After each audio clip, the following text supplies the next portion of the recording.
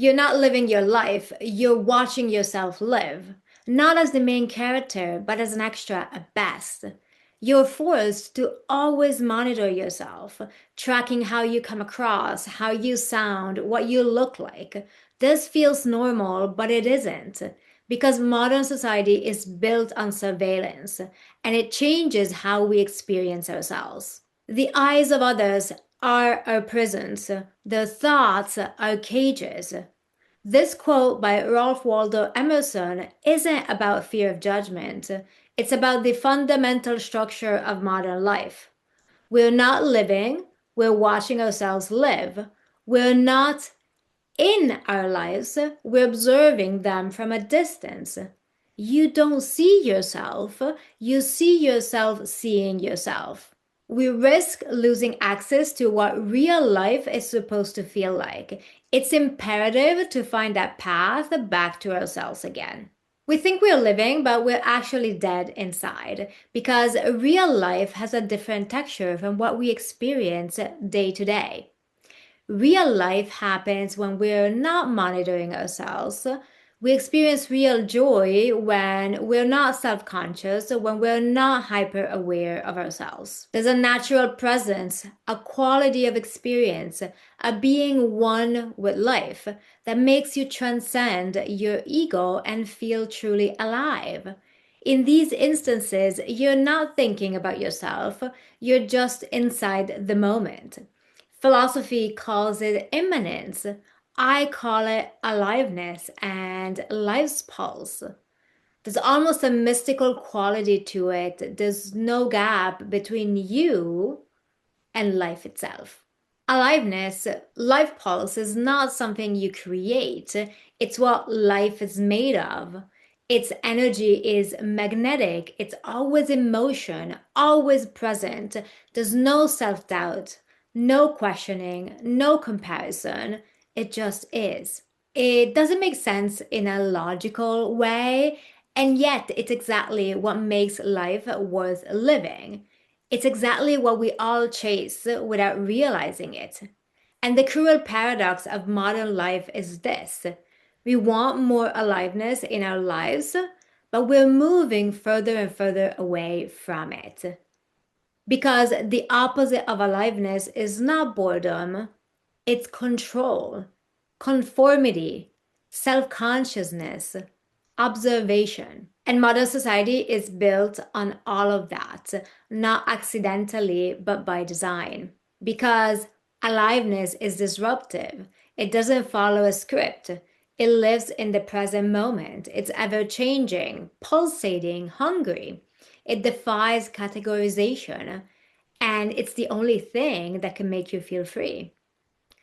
This type of self determination is incompatible with systems that require compliance, control, obedience. Systems like modern society built around keeping human beings in check.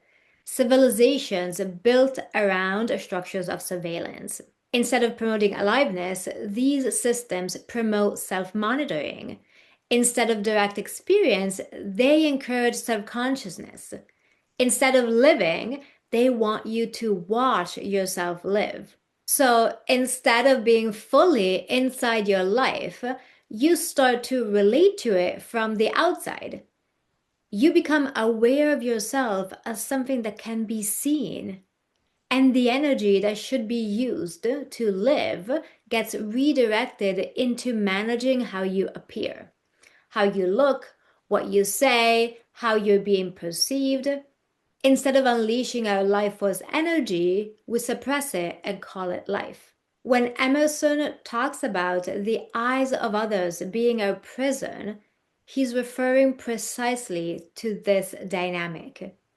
We're so used to being watched that not only we don't realize it's happening, but we built golden cages that we naively call life. Because observation has replaced the real experience, surveillance has replaced spontaneity, and conformity has replaced truth. The opposite of aliveness is not depression. It's not even death. The opposite of aliveness is the gaze. It's watching yourself live instead of living. And when you do that, something fundamental gets disrupted.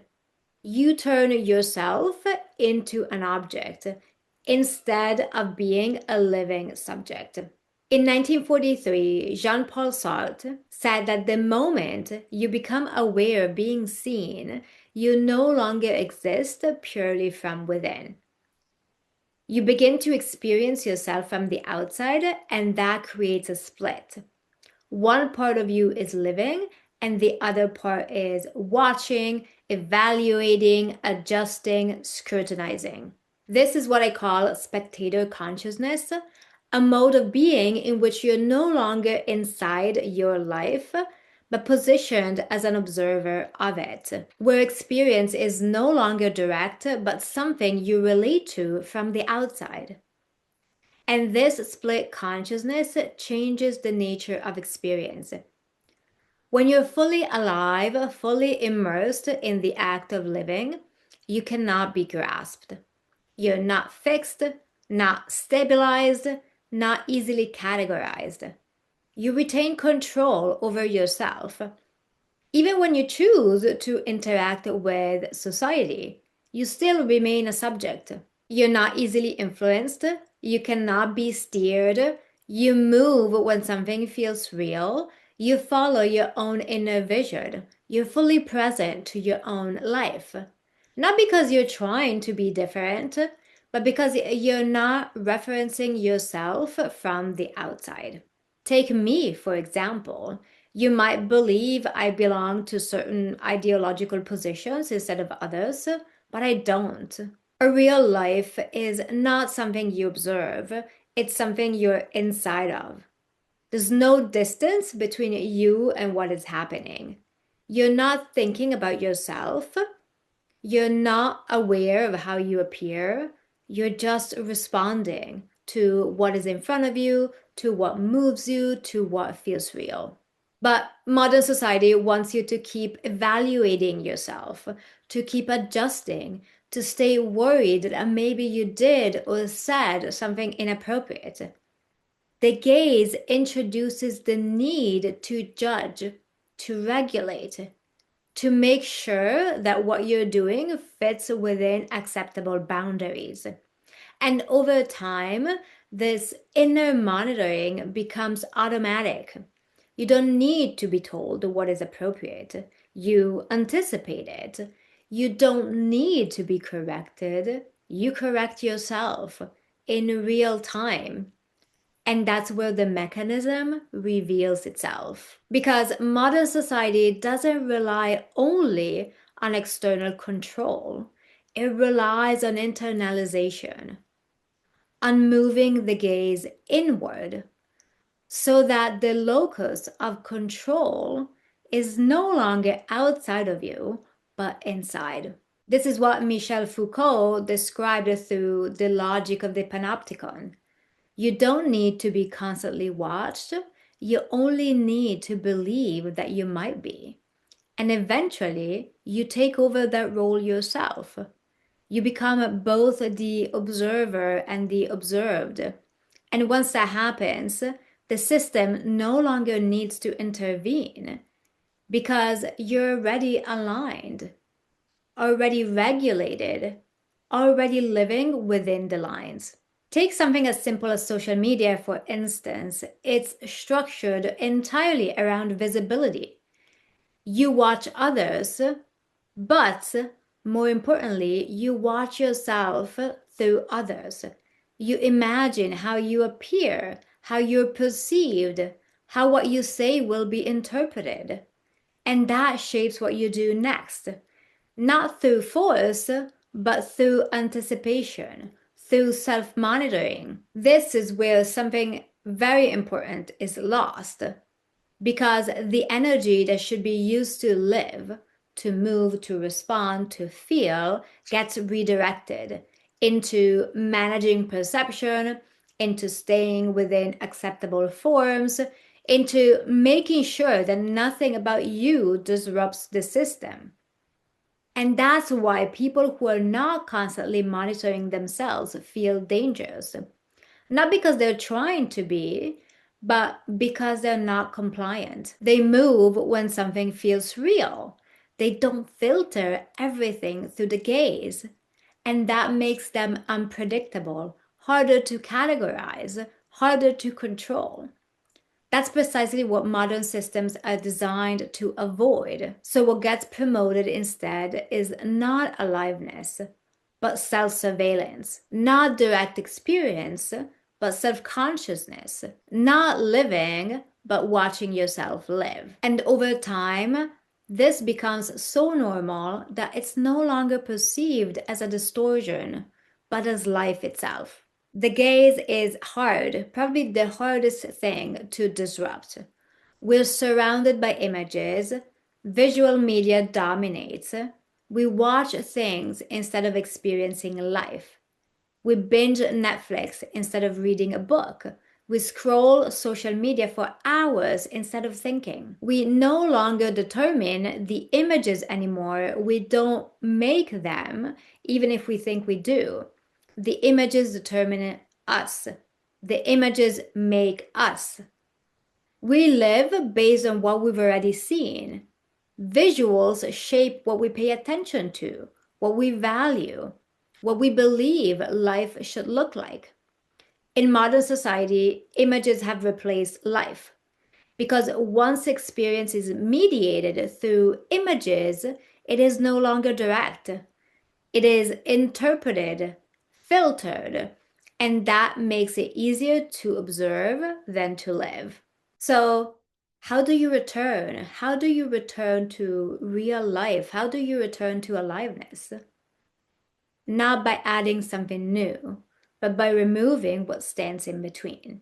Because the problem is not that aliveness is gone, it's that it has been covered by layers of interpretation, by self-consciousness, by the constant presence of the gaze, by images. Aliveness is still there, but it doesn't appear when you're watching yourself, when you're a spectator to your own life.